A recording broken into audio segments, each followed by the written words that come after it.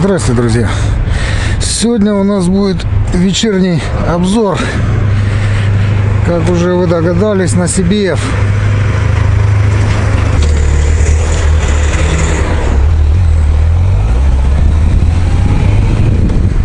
Наконец-то дошли у меня руки. Сейчас мы едем в тихое местечко. Заодно и потестим на грунтовке моцик, на котором сегодня я сижу.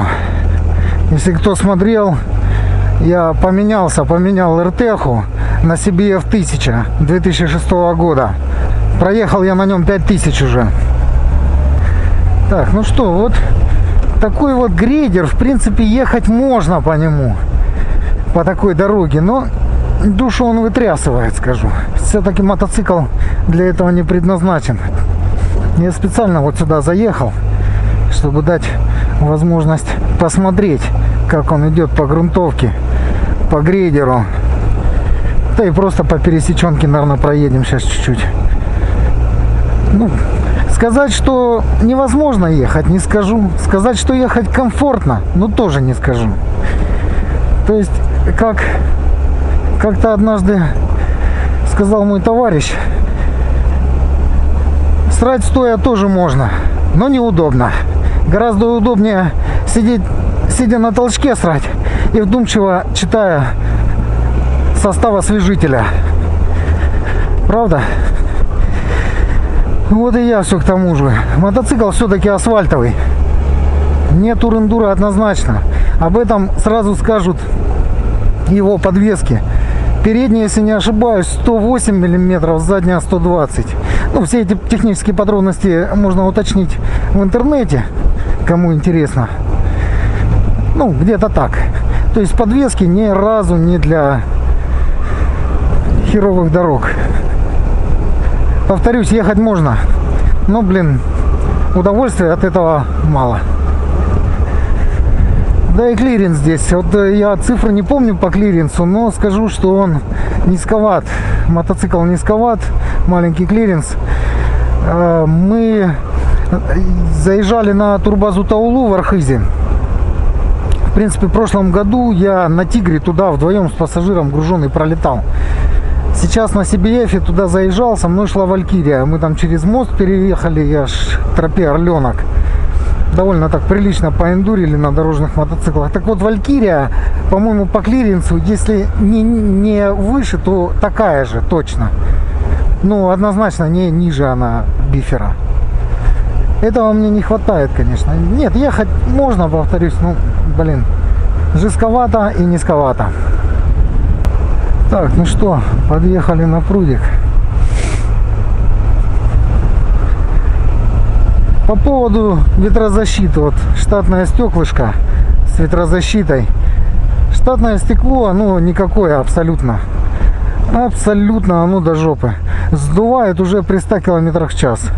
Я заказал на Алиэкспресс вот за 2 рубля вот эту мухобойку, 2 с чем-то. Это уже более интересная такая вещь, уже защищает. Это, конечно, не РТХ, не Голдан, но, в принципе, ехать можно. Ну, как видите, в принципе, я сидя, даже не в стойке, еду вот по такой вот дороге. Можно спокойно ехать. Но надо тут поаккуратней, можно и завалить. Сейчас мы тут аккуратненько в стойке. Можно в стойке ехать. Немножко неудобно. Я поставил проставки, приподнял, но все равно едешь как сгорбленный немного. Вот сейчас тут хорошее местечко найдем какое-нибудь. Ну, например, вот здесь.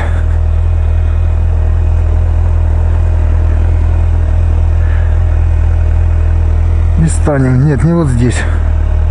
Что-то здесь как-то не нравится мне. Насрано. Коровы позасрали, да и люди бутылок понакидали. Поедем подальше. Поэндурим немножко на CBF.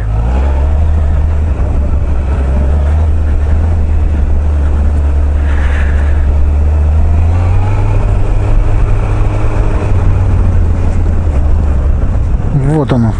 Вот это место мне нравится.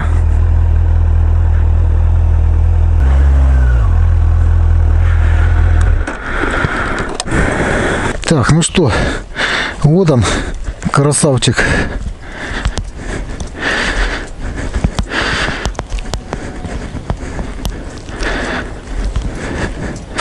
Короче, купил я его, поменялся, когда он был абсолютно голый, ничего не было.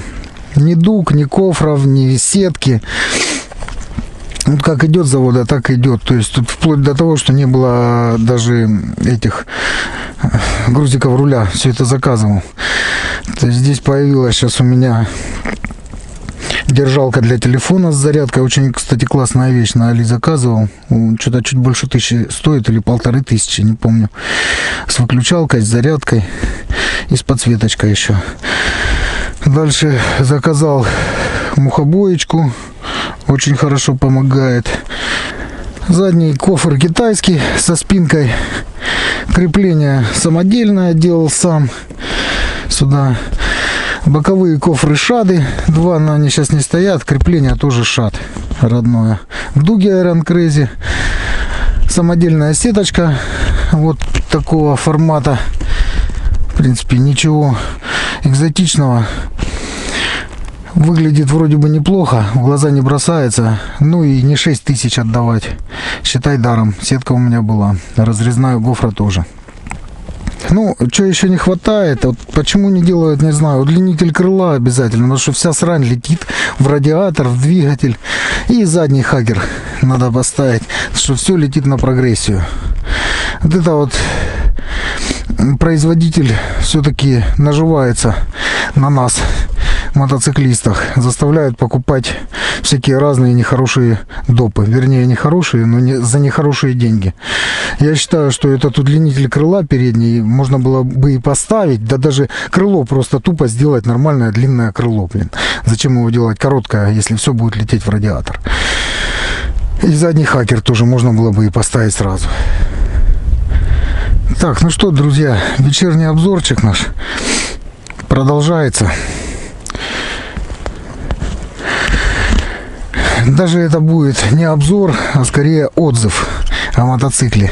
Почему? Потому что обзор это больше все-таки цифры, данные какие-то производителя и так далее. А я цифрами здесь оперировать особо не буду. Кому надо, загуглите. Да я многого и сам не знаю. То, что я знаю, что это литр, это мне достаточно. У него здесь, не знаю, 107 вообще-то лошадей, ну 98 вернее, но почему-то 107 в ПТСе написано. Вот не могу сказать, с чем это связано. 6 передач, рядник. Да и в принципе что, ходы подвесок здесь, если не ошибаюсь, 108 и 120. 108 это у нас перед, 120 зад. И очень, что меня порадовало в этом мотоцикле, это межсервисный интервал 12 тысяч. То есть замена масла у него идет 12 тысяч, раз 12 тысяч масла фильтра. Это, конечно, для путешествий просто офигенно. Ну, я думаю, что где-то порядка 7-8 тысяч надо бы менять масло, не дотягивать. Но все равно это уже хорошо. Это не 5 тысяч, когда ты все равно заранее немножко меняешь. То есть, если верить производителю, смело 10 катайся. Так, ну что, заведем, поедем, пока не стемнело. По ходу поездки там расскажу. Поэндурим чуть-чуть.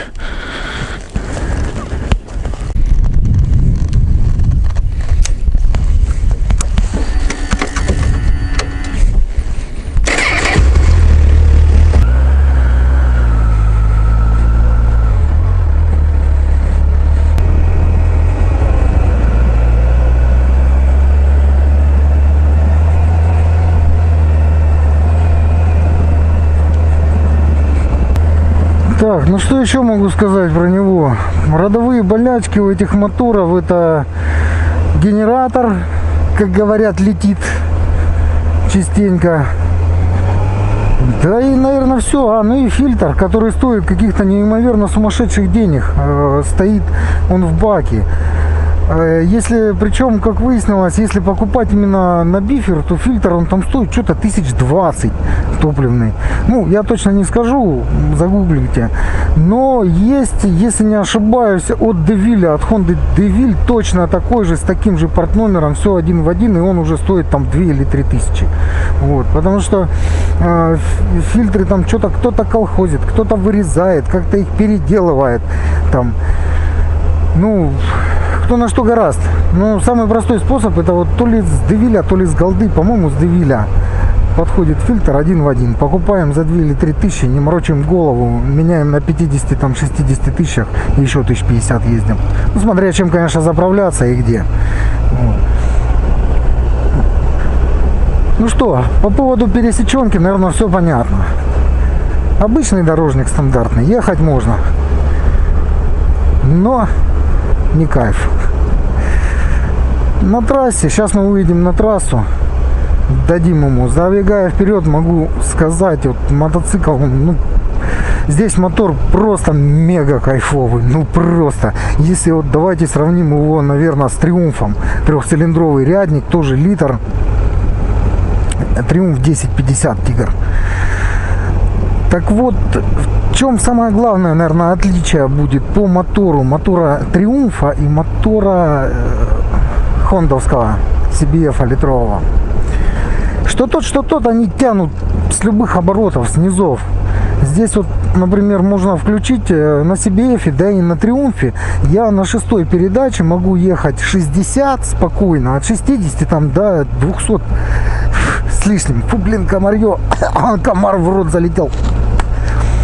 Могу ехать от 60 до 200 с лишним спокойно. То же самое и здесь, но касательно Тигра, Тигр, зараза, заставляет все-таки более, что ли, так, на «вы» к нему относиться. Тигра я ни разу бы не посоветовал новичку. Очень такой злой мотор, злой характер, скажем так, у него. И там, если на нем перекрутить ручку, то, блин, будет мама не горюй. Он задирает переднее колесо на ура. Проверено на собственном опыте. А вот CBF при той же тяге с низов, ну, как и все Хонды, наверное, он такой более гладкий, более пушистый. Не зря его называют еще теплый ламповый литр. То есть, если ему открыть дырку, я вот сейчас, вот чего не хватает, это индикатора передач, кстати. Вот давайте я сейчас на второй передаче, сейчас попробуем. Ну, по деревне мы тут не будем сильно открывать, ну так, до 60. На трассу выедем, больше дадим. Даже вот на второй резко взять, топнуть, открыть дырку, он просто ускоряется, как электричка. Никакого рывка, пинка. Да, такой интересный разгон, прям, ну, скажем так, он не веселый, он наоборот уверенный. Если на Тигре прям веселый разгон, веселый в том плане, что он норовит поднять переднее колесо, то здесь нет, здесь просто вот такое мощное ускорение. Чувствуется все-таки вот эта моща 100 лошадей, там литр этот. Он тащит, прям вот просто тащит, скажем так, он не рвет, он просто тащит, как локомотив, так. В общем, кайфово. Вот, кстати, сейчас мы полицейский будем проезжать. Вот. Ну, это, конечно, вот такая вот задача. Надо медленно и аккуратно. Потому что можно зацепить брюхом. У меня на 3-е деление пружина амортизатора стоит подтянута.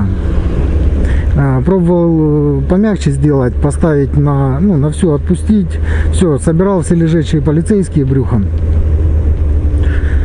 Поставил на 3-е, чуть жестковато, но зато вот, ну, вот такие вот маленькие полицейские, если маленькие попадаются, этот еще ничего, вот есть у нас пара маленьких, там вообще с ногами надо проезжать. Мы сейчас, кстати, до них доедем. Так вот, о чем я? О приемистости. Да, мотор тащит очень хорошо. Передачи, здесь 6 передач, ну, блин, я даже не знаю, зачем 6. Здесь можно было смело сделать 3, например.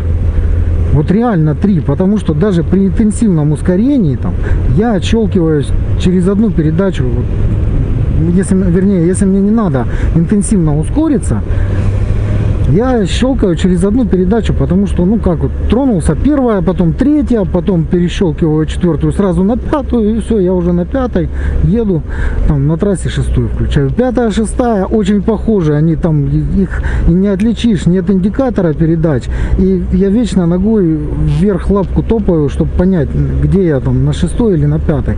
Забываешься все равно, особенно вот в дальнике. По поводу удобства посадки. Ну, как и все дорожники, посадка, как у всех дорожников, удобно. Вот мне не хватало проставок, чтобы сидеть прям вот ровно, прямо, как я хотел. Я поставил 3 сантиметра проставочки. Сейчас прям красота. Сижу ровненько, спина не затекает, все хорошо. Ноги немного поджаты назад. Немного назад поджаты. Выносы обязательно. В долгих поездках затекают, мама не горюй. Выносы обязательно нужны. Но я вот поставил дуги. Решил, что мне выносы не нужны. Я могу просто вот так вот ставить ногу на дугу. Вот так. Не знаю, видно будет, не видно.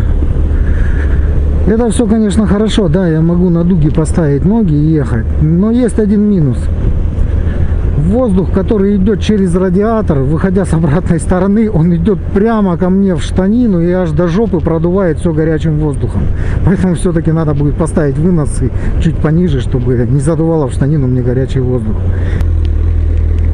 Да, вот еще одна особенность. Короче, поставил я китайский кофр. Он, зараза, там либо с аэродинамикой, я думал, что что-то не так с аэродинамикой. Короче, у меня воблинг получается от 60 до 80 км в час. Разгоняешься 90, все пропадает. Садишь пассажира, тоже пропадает. А так, получается, у меня небольшой воблинг. Да не небольшой, нормальный, на скорости от 60 до 80.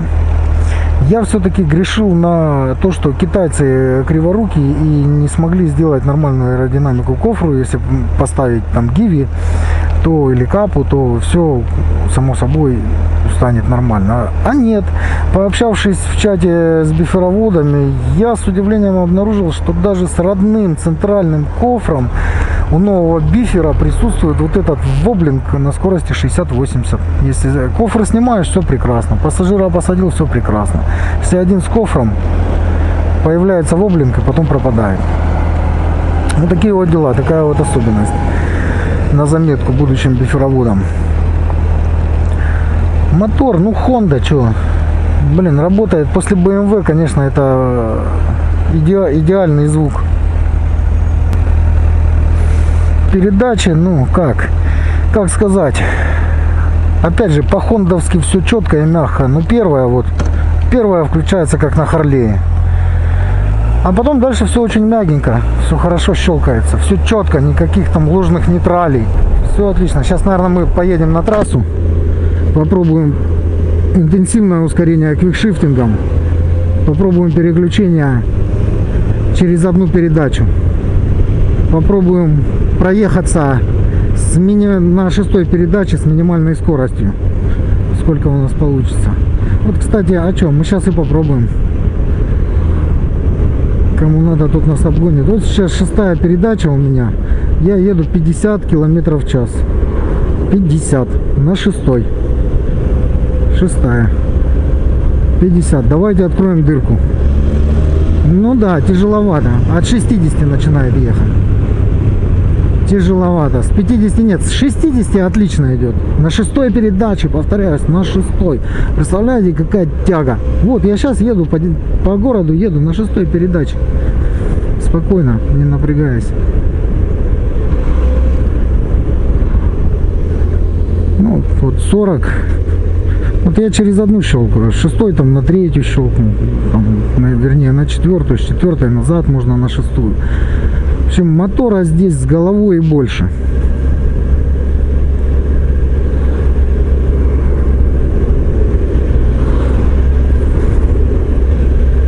Очень приятный стоковый звук здесь у мотоцикла. Мне нравится. Он такой не сильно свистящий. Ровная работа двигателя. Приятный звучок рядника. Ну, кайфово. Зеркала для меня информативные. Все нормально. Ну, немножко локти попадают у меня. Ну, как по мне, вполне нормальные зеркала. Полностью все, я там вижу, что мне надо в них. Вот переключение квикшифтингом. Ну, ладно, здесь мы не будем разгоняться.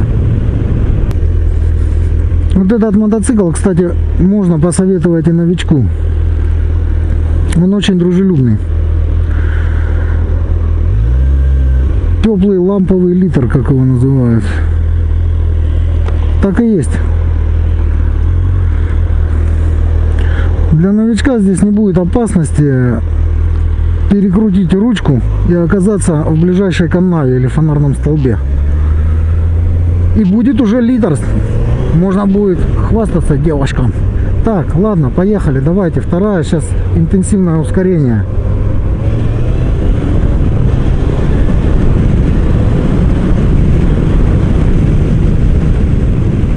Ну вот, в принципе, пятая.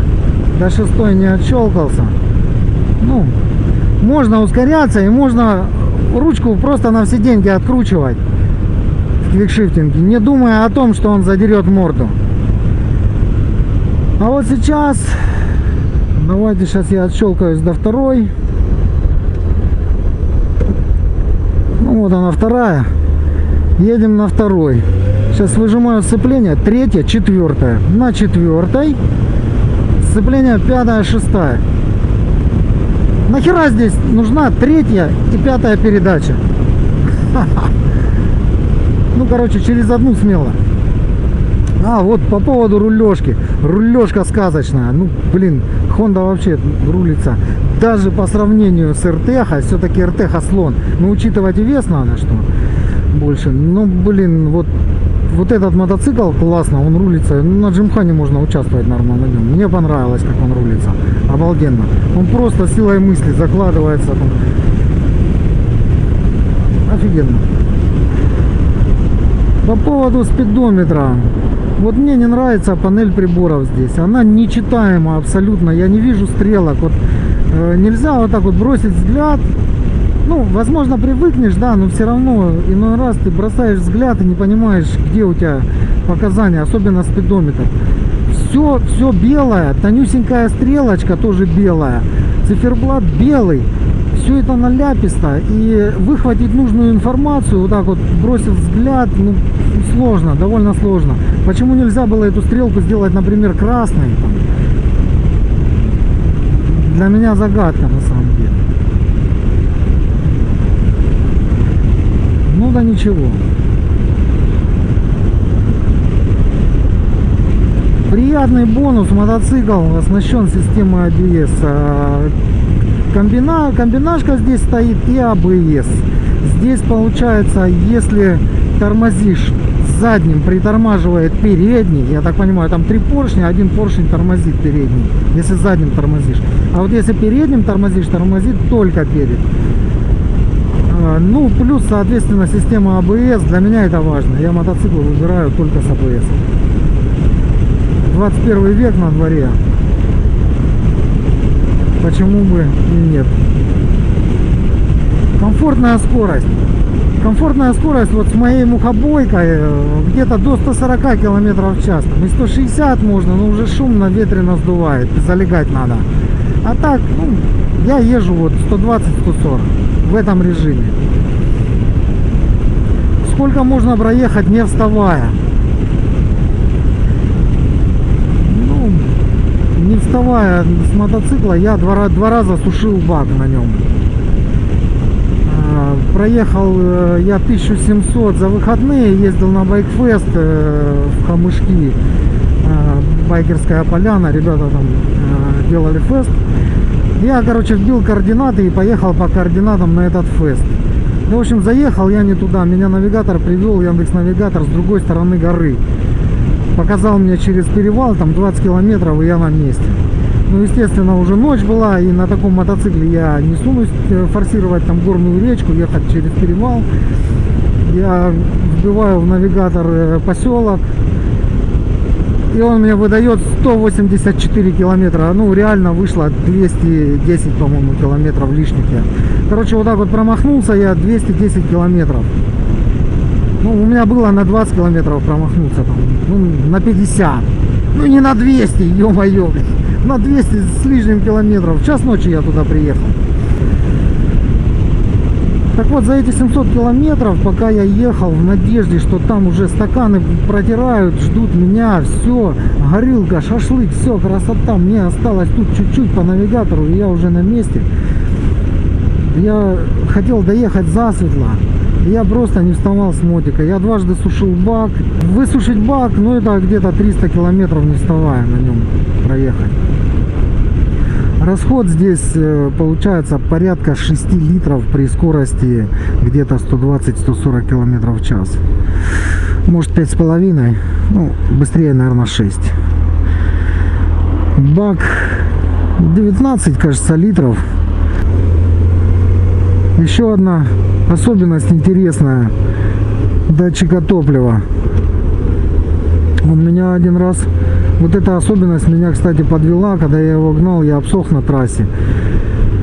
Остановился парень, чеченец, на газели.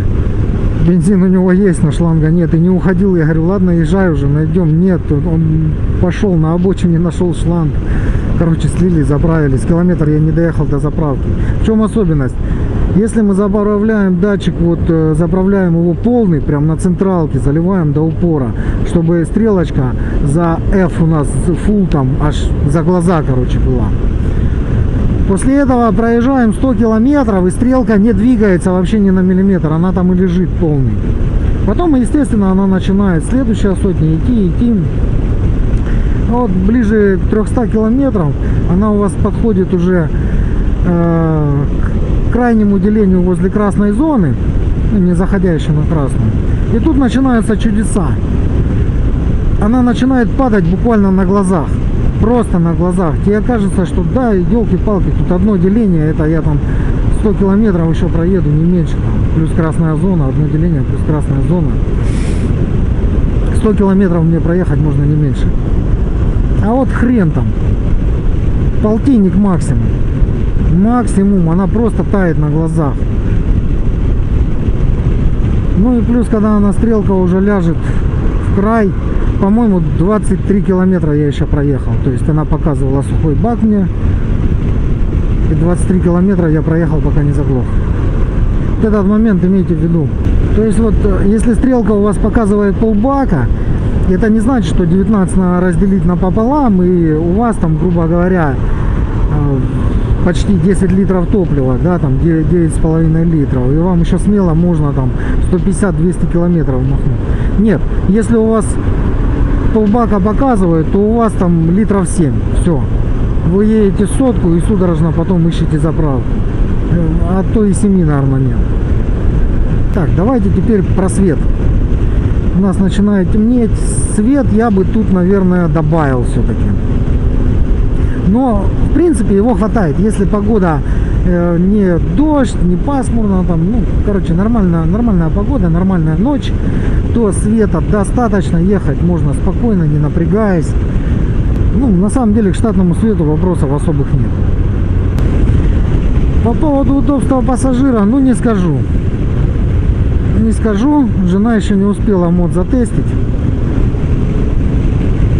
Не довелось ее покатать. Мне кажется, второму номеру будет удобно, тем более кофр со спинкой. Я думаю, будет нормально. В общем и целом, стоит ли брать такой мотоцикл, не стоит. Да вы знаете, если вам не нужно, у вас нет желания ехать через какой-то перевал по бездорожью, пробраться где-то по ущелью там, и так далее. Какое желание присутствует у меня? Я все-таки хочу тур-эндуро, вернуться назад на тур-эндуро. Мне это нужно. Мне хочется все-таки съезжать с дороги. Ну и больше, чем как мы сегодня с вами покатались. Прям хорошо съезжать. Поэтому сейчас буду подыскивать. Мечтаю, конечно, о Африке литровой. Ну, посмотрим. Что-то может быть до литра. Больших слонов, наверное, не хочу. Гусей, там, супертенор. Скорее всего, нет. Буду что-то полегче искать. А теперь вернемся к данному аппарату, к CBF. Вот если вам не надо это, нет у вас желания лазить там где-то в дебрях, этот мотоцикл, блин, будет реально классным выбором. Просто офигенским. Либо его, наверное, младшая копия 600-очка. Но 600-очка она будет подешевле, но что-то мне подсказывает, на ней все-таки придется почаще клацать коробкой. Не будет, конечно же, той тяги сумасшедшей паровозной. А литр подойдет. с опытом, с малым опытом, не совсем там новичок, который ездил на скутере и решил сесть, у которого там был какой-то мотоцикл, ёбрик там, да, или просто опыт вождения какой-то есть, ну, можно его брать, можно, этот мотоцикл брать можно. Он не провоцирует, он многое прощает. Либо если мотоцикл вам нужен просто для езды, для неспешных путешествий, вот для путешествий он подойдет, очень хорошо подойдет для путешествий. Для езды на каждый день тоже подойдет. Ну такой мотоцикл вот городской, трассовый, турист. Да, я бы сказал, дорожник с закосом под туриста. Если бы, конечно, не клиренсы подвески, я бы этот мотоцикл и не менял на Тур-Эндуро. Мотор меня более чем устраивает. Посадка устраивает, все отлично. Езда в стойке, ну тут немножечко вопрос, конечно, чуть, конечно, низковато, но ехать можно нормально. Короче, если стоит вопрос, брать или не брать, скажу так, брать. Однозначно брать. Итак, что мы имеем, как говорится, в сухом остатке? Мы имеем литровый рядник. Это прям уже взрослый мотоцикл с сумасшедшей тягой снизов. С очень хорошо распределенным крутящим моментом по диапазону. Не злой ни разу. Литр. Который можно купить новичку, девчонке или там неопытному пилоту, кто с 400-ки пересел и все-таки боится литра, думает не справится, вполне возможно. Имеем, как на мой вкус, обычно стандартную для меня недостаточную подвеску, я имею в виду ходы подвесок, энергоемкость подвески, недостаточный для меня клиренс мотоцикла. Но как для такового дорожника все вполне себе нормально. Опять же, да в принципе все эти производители этим грешат. Соответственно, нужны будут цацки. Нужно будет покупать цацки, вкладывать бабки. Те же там ветровики, кофры, хаггеры, удлинители крыльев, там дуги и так далее. И лучше, конечно, если мотоцикл все-таки БУ со вторички, искать уже с этим навесным оборудованием. Просто это все стоит, ну, реально хороших денег.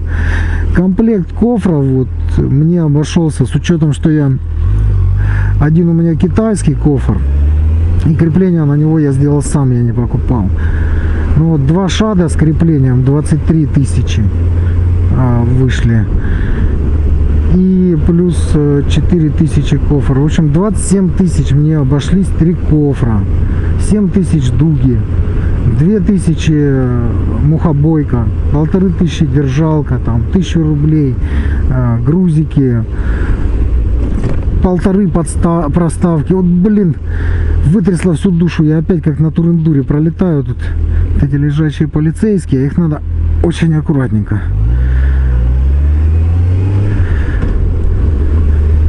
Короче говоря, вложил я в него, ну, почти 40 тысяч. За 350 купил, почти 40 я в него вложил там.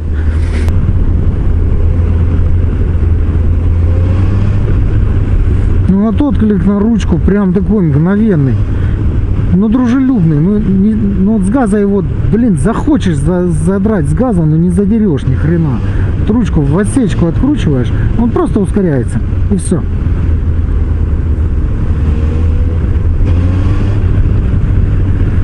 Ну, тяга, конечно, аж где-то там внутри жужжит, когда этот литровая хрень вот это начинает гудеть, прям аж мурашки бегут по коже. Все-таки литр есть литр, он даже звучит по-другому.